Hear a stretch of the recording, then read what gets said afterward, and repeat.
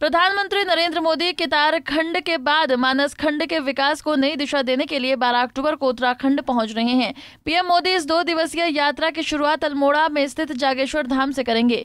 प्रधानमंत्री जब भी अल्मोड़ा आए हैं, उन्होंने देवभूमि को कुछ न कुछ सौगात के रूप में दिया है और इस बार भी यही उम्मीद जताई जा रही है कि पीएम मोदी का उत्तराखंड दौरा सीमांत जिले पिथौरागढ़ और चमोली जिले को सौगात दे सकती है। उधर पीएम के दौरे से पहले प्रदेश में सियासत भी जारी हो गई है, जहां एक और बीजेपी प्रधानमंत्री के दौरे को लेकर उत्साहित है, तो वहीं दूसरी ओर कांग्रेस प्रधानमंत्री के दौरे को लेकर तंज कस रही है। कैबिनेट मंत्री प्रेमचंद अग्रवाल का कहना है कि प्रधानमंत्री जब भी उत्तराखंड आए हैं तो हमें सौगात के रूप में कुछ न कुछ मिला है। अभी कुछ उत्तराखंड को सौगात मिल सकती है। इससे बड़ी बात क्या होगी? प्रधानमंत्री जी यहाँ आ रहे हैं। माननीय प्रधानमंत्री जी का आना ही हमारे लिए बहुत बड़ी बात है। हम लोग तो उसे उत्साह की दृष्टि से देख रहे हैं और उनका आना स्वाभाविक रूप से अनेकों चीज़ों को हमें इस सौगात के रूप में मिलती है, वो हमें मिलेगी ऐसी उम्मीद भी कर रहे हैं। अब आप देखिए जोशीमठ में जिस प्रकार से 1845 करोड़ रुपए हमें मिला, जिस प्रकार से G20 का हमें लगातार 3 बैठकें करने का मौका मिला, ये सब माननीय प्रधानमंत्री जी के आशीर्वाद के कारण मिला है।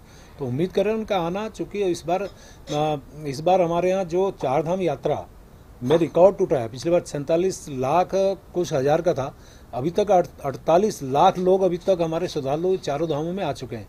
ये का कारण क्या है कि माननीय प्रधानमंत्री पिछली बार जब केदारनाथ जी की उस गुफा में बैठ के उन्होंने पूरे विश्व को संदेश दिया था कि आप आइए, तो हमारा आंकड़ा बढ़ा।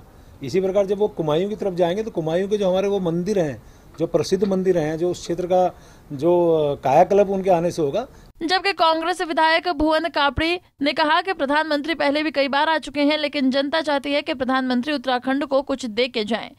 देखिए, प्रधानमंत्री जी उत्तराखंड आ रहे हैं, हम प्रधानमंत्री जी का स्वागत करते हैं उत्तराखंड में, और मुझे लगता है प्रधानमंत्री जी कई बार उत्तराखंड आ गए। बात यह है कि प्रधानमंत्री देश के मुखिया जब राज्य में आते हैं तो राज्य की जनता चाहती है कि वो उत्तराखंड को कुछ दे के जाएं, वो उत्तराखंड के बारे में कुछ बोल के जाएं, उत्तराखंड के आम जन की जो समस्याएं हैं, जो उत्तराखंड का माहौल है, उस पर कुछ कह के जाएं, सरकार को कस कर जाएं।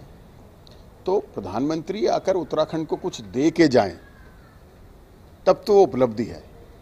प्रधानमंत्री आएँ, उत्तराखंड आएँ, घूमें फिरें और चले जाएं, तो उसे मैं ये कहना चाहता हूँ कि उत्तराखंड का क्या लाभ होगा।